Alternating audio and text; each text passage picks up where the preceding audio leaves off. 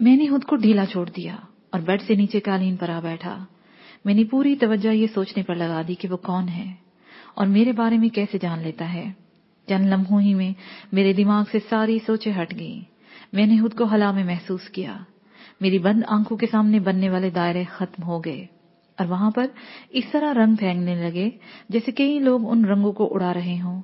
वो लोग तो दिखाई नहीं दे रहे थे, लेकिन मुख्तलिफ रंग उड़ने और फजा में जाकर एक से दो में गुड़मुड़ हो जाने लगे। वो रंग मुख्तलिफ बादलों की सूरत इख्तियार कर जाते। जब कभी वो बादल हटते तो उनमें से मुझे एक शहर का मंजर नजर आता। मुझे यूं महसूस हुआ जैसे मैं फजा में हूं या हवाई जहाज में बैठा नीचे किसी शहर का मंजर देख रहा हूं।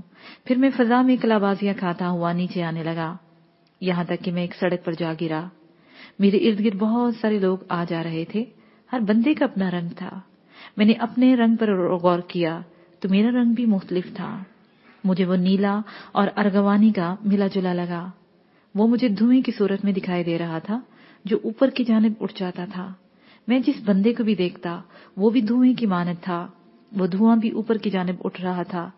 अचानक वो मंजर हट गया। एक मामूल की जिंदगी मेरे सामने थी और फिर वो मंजर भी हट गया। मैं अपने आप में आ गया। दरवाजे पर गीत खड़ी थी, हैरत से मुझे देख रही थी। मैंने उसे देखा तो वो बोली, ये क्या हो रहा है? तुम ऐसे कालीन पर क्या कर रहे हो? मैं बहुत थक गया हूं।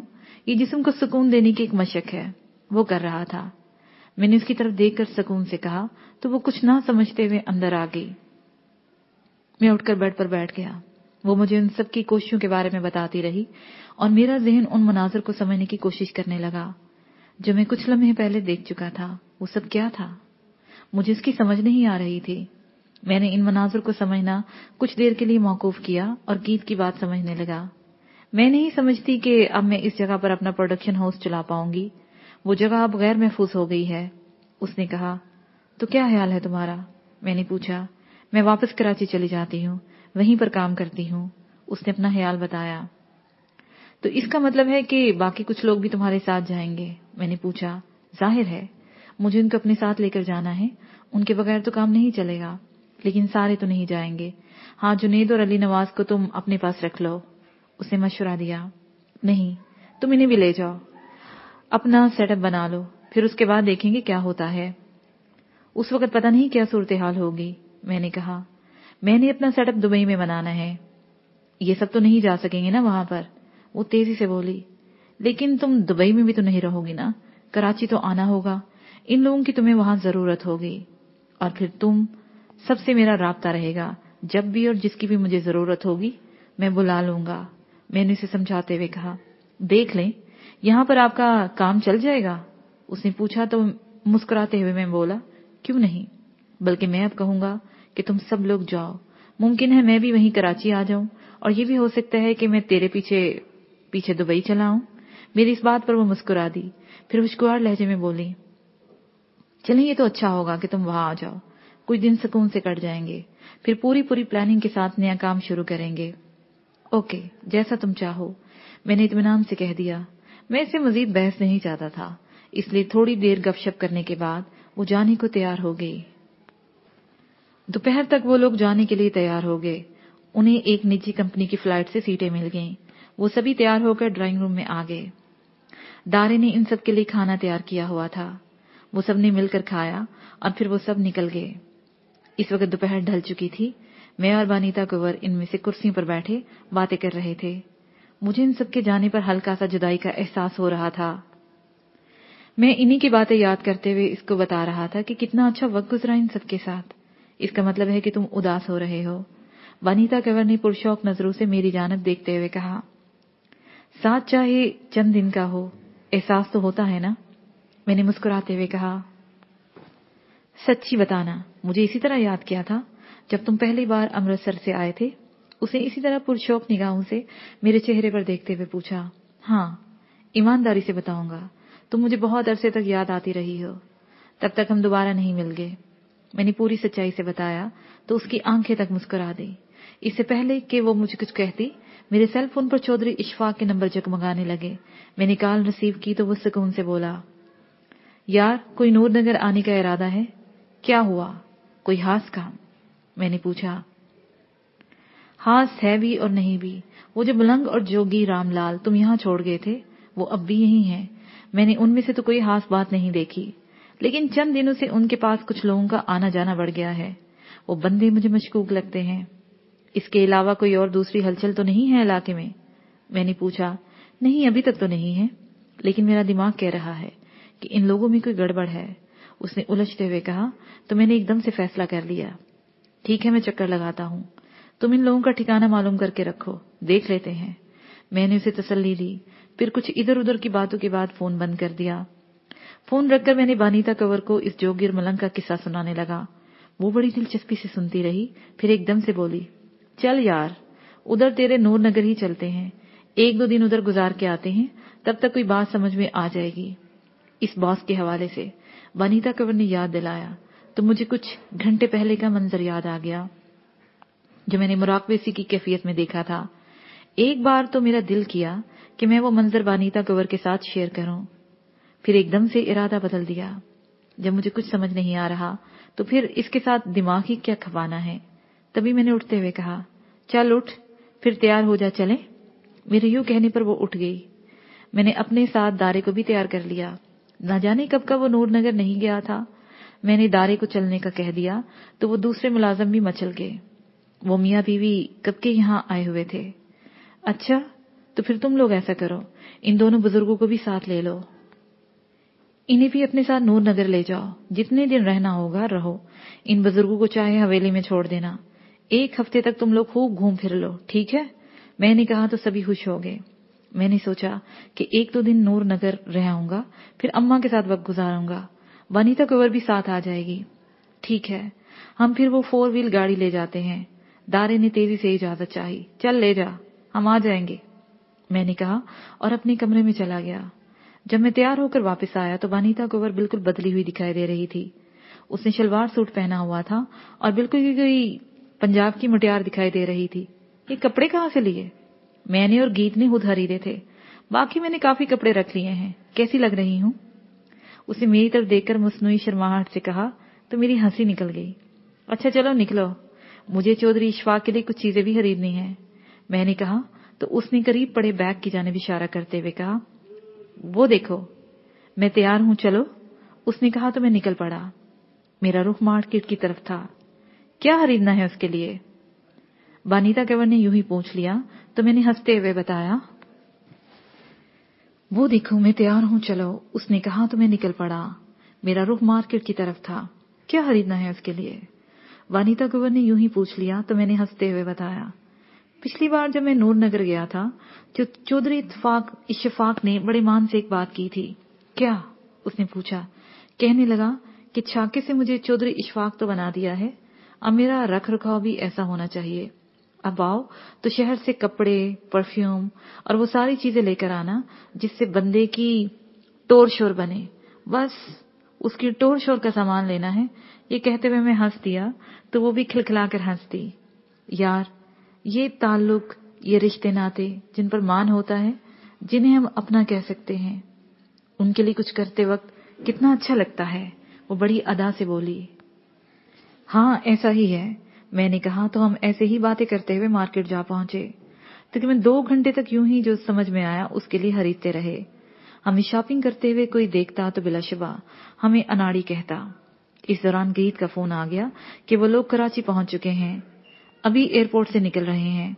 हम शॉपिंग बैग से लदे फंदे वापस गाड़ी तक आए। मैंने अपना सामान बानीता कंवर के दोनों हाथों में पकड़े हुए सामान के ऊपर रख दिया और चाबी निकालकर दरवाजा खोला। बानीता कंवर ने वो सारा सामान जल्दी से पिछली सीट पर रखा, जो रखते ही बिखर गया। सबसे ऊपर कुछ परफ्यूम की बोतलें थीं। वो जो गिरी तो उनमें से 2 टूट गईं। कार में तेज महक फैल गई। ओ, ये क्या हुआ यार? वो झिंझलाते हुए बोली। कुछ नहीं, परफ्यूम जाया हो गया, मैंने हंसते हुए कहा तो वो पलटते हुए बोली, मैं नए लेकर आती हूँ, बस 1 मिनट। मैं नए लेकर आती हूँ, बस 1 मिनट ठहरो। चलो आ जाओ, कुछ और भी हैं, मैंने कहा तो मैं मेरी बात अनसुनी करती हुई दुकान में घुस गई। मैंने वो दोनों बोतलें उठाई ताकि इन्हें बाहर फेंक दूं और उनकी तेज महक से निजात मिले। मैंने जैसे ही वो टूटी हुई बोतलें उठाई, उनमें पड़ा हुआ परफ्यूम मेरी कपड़ों पर गिर गया। मैंने वो बोतलें बाहर फेंक दी और ड्राइविंग सीट पर आन बैठा। मैंने दरवाजा खोल दिए ताकि वो महक खत्म हो। 4-5 मिनट के दौरान वानिता कंवर पलट आई। उसने 2 की बजाय 4 बोतलें खरीदनी थी। वो उसने डैशबोर्ड पर रख दी और हम चल पड़े। हम जिधर से गुजरते थे उधर ही खुशबू बिखरती चली जाएगी, वानिता कंवर ने कहा और बच्चों की तरह हंस दी, जबकि मुझे वो महक अच्छी नहीं लग रही थी। उस वक्त हम शहर ही में थे। सूरज गरूब हो गया था। तभी मुझे ख्याल आया तो मैंने कहा, यार खाना न खा लें? यहाँ से नूरनगर का फासला 4 और 5 घंटों का है। कुछ नहीं होता, रास्ते में कुछ देख लेंगे या वहीं चलकर खाएंगे, उसने कहा। तो मैंने पूरी तवज्जो ड्राइविंग पर लगा दी। तकरीबन 2 घंटे की ड्राइविंग के बाद मैं पेट्रोल लेने के लिए एक फिलिंग स्टेशन पर गया। वहीं एक होटल भी था। उसे देखते ही वानिता कंवर ने कहा, अरे यहाँ तो ढाबा भी है, यहीं से कुछ खा पी ना ले?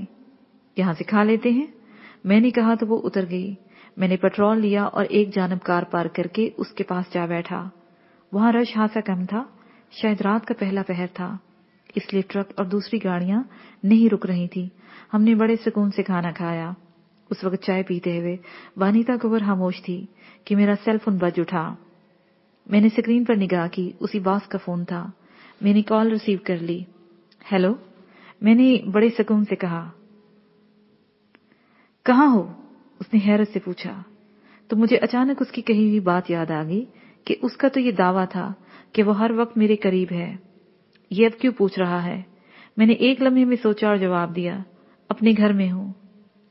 नहीं, ऐसा नहीं हो सकता, उसने उलझते हुए जवाब दिया। मैंने पूरी तरह ये एहसास कर लिया कि उसके लहजे में वो पहले वाली खुशगवारियत नहीं थी। तुम यकीन नहीं करना चाहते तो ना सही, मैंने गोलमोल जवाब दिया। मैं इसलिए यकीन नहीं कर सकता कि अभी चंद मिनट पहले मेरे लोगों ने तुम्हारे टाउन वाले घर को लांचरू से उड़ाया है। मेरा नहीं ख्याल कि तुम वहां हो और बच गए हो, वो तेजी से बोला। तो मैंने मजीद उसे तपाते हुए कहा, ठीक है, तुमने बम्बू से घर को उड़ाया होगा, लेकिन मैं तो घर में हूं और तुमसे बात कर रहा हूं, और फिर मेरे मरने की खबर मुझे सुना रहे हो। हैरत है, अभी तो हम काफी लंबी इनिंग्स खेलनी है। अपने वादे से भी मुकर गए हो मुझे मारकर। ना चाहते हुए भी मेरे लहजे में तंज उतर आया। तुम अपने घर में नहीं हो, उसने गुस्से में कहा। तो उसके लहजे में बेबसी साफ समझ में आ रही थी। मैं अपने घर में हूं। अगर तुम में हिम्मत है तो मेरे सामने आ जाओ। और फिर तुम्हारा दावा किधर है कि तुम हर वक्त मुझ तक पहुंच सकते हो और मेरे करीब हो? और मैंने उसे मजीद गुस्सा दिलाते हुए कहा। तो उसने फोन बंद कर दिया। वानिता कंवर मेरी बातों से अंदाजा लगा चुकी थी कि फोन करने वाला कौन हो सकता है। मैंने इंतहाई एहतसार से उसे बताया तो वो बोली, पहले पता तो कर लो घर का। इर्द गिर्द भी किसी बंदे का फोन मेरे पास नहीं था। मेरे पास इस सिक्योरिटी गार्ड का नंबर भी नहीं था। वो दारे के पास था। मैंने दारे को फोन करने का सोचा ही था कि उसका फोन आ गया। ओ जमाल, जिस घर से हम आए हैं, किसी ने वहां रॉकेट लॉन्चर और बम मारकर पूरे घर को उड़ा दिया है। तुम्हें किसने बताया? मैंने पूछा। अपने पुलिस वालों ने, उसे तेजी से बताया। सिक्योरिटी गार्ड कहाँ है? वो वहां पर इसलिए खड़ा रहा कि लोग आएंगे और बम मारकर चले जाएंगे? मैंने पूछा। मैंने भी पूछा था। पुलिस वालों ने बताया है कि वो शदीद जख्मी है और अस्पताल में पहुंचा दिया गया है। उन्होंने आते ही उसे गोलियां मारी थी, उसे तेजी से बताया। तुम कहां पर हो और पुलिस वालों को अपने बारे में क्या बताया है? मैंने पूछा। मैं अभी नूरनगर पहुंचा ही हूं और उन्हें भी यही बताया है, उसने बताया। ठीक है, मैं करता हूं कुछ, मैंने कहा और चंद लम्हे सोचकर तारक नजीर को फोन कर दिया। उसे सारी सूरत हाल बताकर कहा, इसे देख लेना, अब हमने वहां वापस नहीं जाना। सिक्योरिटी गार्ड का हर मुमकिन ख्याल रखना, आप बेफिक्र हो जाएं, मैं सब संभाल लूंगा, उसने कहा। तो मुझे ख्याल आया, और हाँ, वो मैनेजर के बेटे के बारे में कुछ पता चला?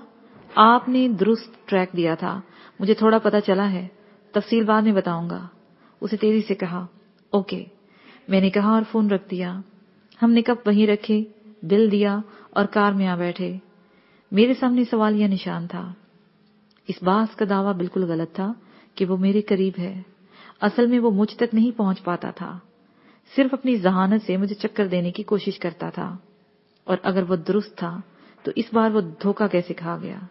मैं और वानिता इसी बारे में बातें करते हुए सफर करते चले गए। یہ معمہ حل نہ ہوا یہاں تک کہ نور نگر آ گیا۔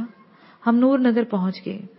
تمام راستے میرا طارق سے رابطہ رہا، وہ مجھے وہاں کے بارے میں بتاتا رہا۔ بانیتا گوبر پہلی بار یہاں آئی تھی۔ جیسے ہی ہم حویلی کے گیٹ پر آئے، چودھری اشفاق سامنے آ گیا۔ گیٹ کھل گیا۔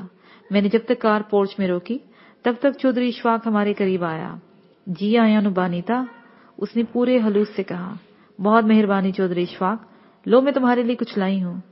یہ کہہ کر وہ کار سے شاپنگ بیگ نکالنے لگی۔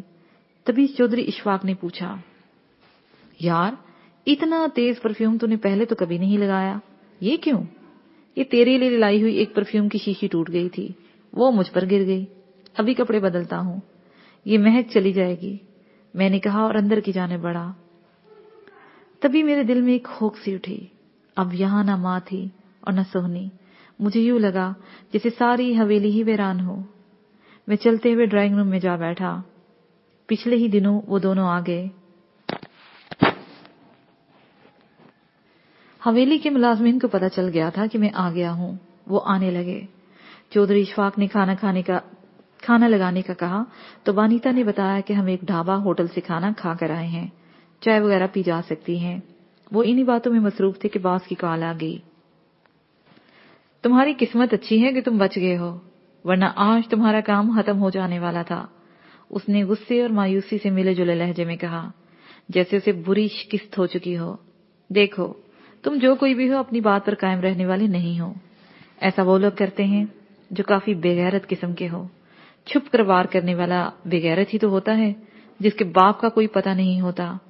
لہٰذا اگر مجھ سے دشمنی لینی ہے تو مردانگی دکھاؤ، ہیجڑوں سے میں نہیں لڑتا، میں نے انتہائی طنزیہ لہجے میں کہا۔ تم مجھے ایسے اشتعال نہیں دلا سکتے، میں چاہوں تو اب بھی تمہیں ختم کر سکتا ہوں، لیکن میں تم سے کھیل، اس نے کہنا چاہا تو میں نے اس کی بات کاٹ کر تیزی سے کہا، بکواس بند کرو، اگر ہمت ہے تو میں لاہور کے مال روڈ پر ایک ریسٹورنٹ میں بیٹھا ہوں، میں دیکھ لوں گا تمہیں، 1 گھنٹے تک تمہیں مہلت دیتا ہوں، مجھے تلاش کر لو، میرا وعدہ ہے میں خود کو تیرے حوالے کر دوں گا، اور نہ تلاش کر سکے تو تم اپنی شکست مانتے ہو خود اپنے آپ کو میرے حوالے کر دینا۔ کیسا ہے یہ کھیل؟ آؤ اب میں تمہارے ساتھ کھیلتا ہوں۔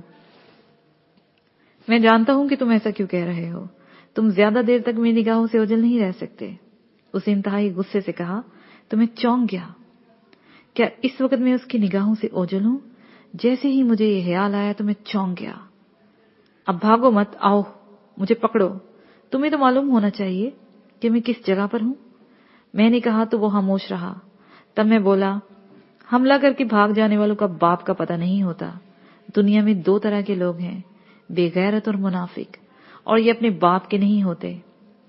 ہار جانے کا اعلان کرو اور اپنا آپ میرے حوالے کرو، یا پھر مجھے آپ پکڑ لو، مزاحمت نہیں کروں گا، کہو منظور ہے؟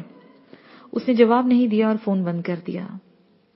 مجھے تھوڑا بہت سمجھ آنے لگی تھی کہ ایسا کیوں ہو رہا تھا۔ میں نے اپنے ایک خاص دوست کو فون کیا اور اسے سمجھاتے ہوئے اس ریسٹورنٹ کے بارے میں بتایا اور اسے سمجھا دیا کہ اسے کیا کرنا ہے، میں بعد میں رابطہ کروں گا۔ نیا پیراگراف۔ دوپہر کے بعد کا ہی وقت تھا جب نوتن کو اور جسپال کھیتوں کی طرف نکل گئے تھے۔ سامنے سرسبز و شاداب فصلیں لہلہا رہی تھی، ہلکی ہلکی ہوا چل رہی تھی، صاف اور شفاف ہوا جسے سینے میں اتارتے ہوئے بھی سکون ملتا تھا۔ اصل میں وہ اسی لڑکی کے بارے میں بات کرنا چاہتے تھے ہم دونوں۔ نوتن کور مجھے سمجھ نہیں آ رہی یہ جرم کس نے کیا ہے، اس نے بات بڑھائی۔ جہاں تک میں نے اب تک سنی ہوئی بات پہ تجزیہ کیا ہے وہ یہی ہے کہ وہ فقط لڑکی ہی اغوا کرنے آئے تھے، درمیان میں بھائی آیا تو وہ قتل ہو گیا۔ اگر ہم دونوں جرائم کو ساتھ ملا کر سوچیں تو کچھ سمجھ میں نہیں آئے گا۔ صرف لڑکی کے اغوا کو سامنے رکھیں گے تو کوئی سراغ ہاتھ لگنے کا امکان ہو سکتا ہے۔ نوتن نے انتہائی سنجیدگی سے اپنی رائے دی تو اس نے پوچھا، تمہاری اس رائے دینے کی وجہ یا بنیاد کیا ہے؟ کیونکہ اغوا ایک سنگین جرم تو ہے ہی، اس پر قتل ہو جانا سنگین تر ہے۔ اب مجرموں کے لیے اغوا کا معاملہ بہت چھوٹا ہو گیا ہے، وہ اصل میں قتل کو چھپائیں گے۔ ممکن ہے کہ وہ لڑکی کو بھی۔ یہ کہتے کہتے وہ رک گئی، پھر دکھی لہجے میں بولی، سو ان وجوہات پر نگاہ رکھی جائے جن کی وجہ سے وہ لڑکی اغوا ہو سکتی ہے یا ہوئی ہے، قاتل خود بخود واضح ہو جائیں گے۔ اسے اپنی بات کہہ دی۔ तो ये इब्तदा कहाँ से करें? जसपाल ने पूछा। 2 जगह हैं, एक थाना और दूसरा उसी लड़की की कोई सहेली। उनसे बात आगे बढ़ेगी। जहां तक थाने का मामला है, अगर इंस्पेक्टर ने बात छुपाना चाही तो वो कभी भी हमें असल बात नहीं बताएगा। और अगर जसपाल ने कहना चाहा तो नूतन बोली, परेशान मत हो, अभी कुछ देर में पता चल जाएगा। मैंने गुरलीन कंवर से कहा है, वो इसी इंस्पेक्टर के सेल फोन को ट्रेस कर रही है। इन दोनों में इसका जिससे भी सबसे ज्यादा राब्ता हुआ है वो सामना आ जाएगा, उसे देख लेते हैं। और वो सहेली वाला मामला? जसपाल ने कहा, वो दूसरा ऑप्शन है, वो मैं और हरप्रीत देख लेंगे, उसने सुकून से कहा और दूर कहीं देखने लगी। मैं करूं इससे बात? जसपाल ने बेताबी से कहा, कर लो, मगर वो जिम्मेदार लड़की है, अपना काम कर रही होगी, मुतमईन होकर ही फोन करेगी। नूतन ने कहा, वैसे ये सलमान ने हमें जो सेल फोन दिए हैं ये भी कमाल की चीज है, कहीं ट्रेस नहीं होता, वरना हम अभी तक पकड़े गए होते। जसपाल ने हंसते हुए कहा, है तो सही, लेकिन कब तक? मैं सोच रही थी जिस दिन इससे भी बढ़कर कोई नई टेक्नोलॉजी आ गई या सॉफ्टवेयर मार्केट में आ गया तब क्या होगा, हमें शायद पता भी न चले। नूतन कंवर ने भी हंसते हुए कहा और यही बातें थोड़े से फासले पर मौजूद ट्यूबवेल की जानिब बढ़ गई। जसपाल भी उसके साथ चल रहा था। उन्हें वहां खड़े ज्यादा वक्त नहीं गुजरा था कि गुरलीन कंवर का फोन आ गया। उसने बात की तो उसने फोन जसपाल की तरफ बढ़ा दिया। जसपाल ने फोन पकड़ा और कान से लगाते हुए कहा, हाँ गुरलीन कंवर, क्या बना फिर? जसपाल वीरे, एक ही नंबर है, वो भी निकदर से है, उन पर बातें हुई हैं। इस बारे में जितनी भी तफसीलात मुझे मिली हैं वो मैंने मेल कर दी हैं, वो देख लें। अगर वो आपके काम की हुई तो वो चहकी, हम देख लेते हैं, फिर बात करते हैं, जसपाल ने कहा और चंद अलविदाई बातों के बाद फोन बंद कर दिया। बात करने के बाद वो खेतों में न ठहर सके, फौरन ही वापस घर पलट आए। उसने रास्ते में ही हरप्रीत से कह दिया था कि लैपटॉप खोल ले। 10 मिनट में वो ड्राइंग रूम में आए तो वो लैपटॉप खोले बैठी थी। जसपाल ने अपना ईमेल बॉक्स खोला, गुरलीन की मेल देखी। उसमें दिए गए नंबर के आगे गजिंदर सिंह लिखा हुआ था। किस वक्त कितनी देर की कॉल हुई ये भी दर्ज था। वो लड़की कितने बजे अगवा हुई थी? नूतन ने पूछा तो हरप्रीत तेजी से बोली, यही कोई रात के 2 बजे होंगे, यही वक्त बताया था उन्होंने। और ये देखो जसपाल, नूतन ने एक वक्त के दौरान ये पर उंगली रखते हुए कहा, ये 1 घंटे बाद कॉल हुई है और फिर मुसलसल सुबह तक वक्फे वक्फे से कॉल होती रही है। अब देखना ये है कि ये गजिंदर सिंह कौन है। ये साथ में इसका पता भी है, नाम तो सुना सुना सा लग रहा है, हरप्रीत ने कहा और फिर एकदम चौंक कर बोली, अरे ये वही तो नहीं, हमारी मुखालिफ पार्टी का सियासतदान, मेरा ख्याल है ये इलेक्शन भी लड़ रहा है। अगर वही है तो बहुत मुश्किल दरपेश हो सकती है, नूतन कंवर ने मायूसी से कहा और उठकर दूसरे सोफे पर सीधी होकर बैठ गई। क्या मुश्किल होगी? जसपाल ने पूछा। अब इसमें पार्टियां आ जाएंगी, झूठ और सच की तमीज नहीं रहेगी। मैं कहती हूं कि ये ना हो। और वो फिर मायूसाना लहजे में बोली, अच्छा देखते हैं, जसपाल ने कहा और अनुजीत का फोन मिलाने लगी। कुछ ही देर बाद मिल गया तो उसने स्पीकर ऑन करते हुए पूछा, कहाँ हो? मैं इधर ही हूं, मेलानपुर में, इधर एक जलसा है और कुछ लोगों से मिलना है। उसे तफसील बता दी। मुझे ये बताओ, निकदर में गजिंदर सिंह कौन है? जसपाल ने पूछा। वही जो हमारे मुखालिफ इलेक्शन लड़ने की तैयारी कर रहा है। वो हमारी तीसरी बड़ी मुखालिफ पार्टी है, अगर हम ना हो तो वो इलेक्शन जीत सकता है। कैसा बंदा है वो? उसने पूछा। अच्छा नहीं है, जराइम पेशा है, लोग इसके शर से इसकी इज्जत करते हैं। क्यों, क्या हुआ? अनुजीत ने पूछा तो उसने कहा, मुझे शक है कि अगवा होने वाली लड़की इसी की कारस्तानी है। मुमकिन है, लेकिन उसे साबित करना और साबित हो जाने पर लड़की का बरामद करना बहुत ही मुश्किल है। यूं कह लें, शेर के मुंह से निवाला खींचना, क्योंकि वो एक कत्ल भी उसके साथ करवा चुका है। अगर ये सब कुछ हो भी जाए तो वो कौन सा उसने किया होगा? ऐसे उसे मजीद कहना चाहा तो जसपाल ने उसे टोकते हुए कहा, मैं देख लूंगा, तुम अपना काम जारी रखो। ये कहकर उसने फोन बंद कर दिया। फिर हरप्रीत की तरफ देखकर बोला, ज्योति से कहो चाय ही पिला दो, मैं कहती हूँ। हरप्रीत ने कहा और उठ गई। वो चंद कदम दूर गई होगी कि नूतन ने जसपाल की तरफ देखकर पूछा, क्या हरप्रीत कुंवर अपने नए ग्रुप के बारे में तुमने नहीं बताया? नहीं, और इस बारे में इसे अभी बताने की जरूरत नहीं है। राज जिस कदर अपने दरमियान ही रहे उतना ही अच्छा है। मैं इसलिए मोहतात था। जसपाल ने उसे समझाया। तो फिर तुम्हें किसी भी तौर बात करने की जरूरत नहीं, मैं देख लेती हूँ। मैं देख लूंगी सब। शाम तक इस बारे में पता चल जाएगा कि वो लड़की इस गजेंद्र के पास है कि नहीं। नौतन ने हौसला अफजा लहजे में कहा। क्या करोगी? इन्हें बताओगी? क्या वो सब इतनी जल्दी आ जाएंगे? जसपाल ने पूछा। ओए, मैंने उसी वक्त उन सबको बता दिया था जब यहां मैंने ये बात सुनी थी। दरअसल रात मेरी बलदेव सिंह से बात हुई थी। बचन कुंवर तो बहुत ज्यादा दिलचस्पी ले रही है। बचन कुंवर? वो क्यों? मतलब? मैंने पूछा। ये तो उनके पास जाकर पता चलेगा ना। ये कहकर वो लम्हा भर को रुकी, फिर कहती चलेगी।